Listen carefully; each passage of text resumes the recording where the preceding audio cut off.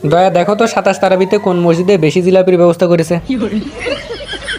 sir এই যে 15টা মসজিদের লিস্ট, এই মসজিদগুলোতে জিলাপির পরিমাণ বেশি থাকে, আর উপরে যে 5টা মসজিদ আছে এখানে কিন্তু চমচমও দেয়,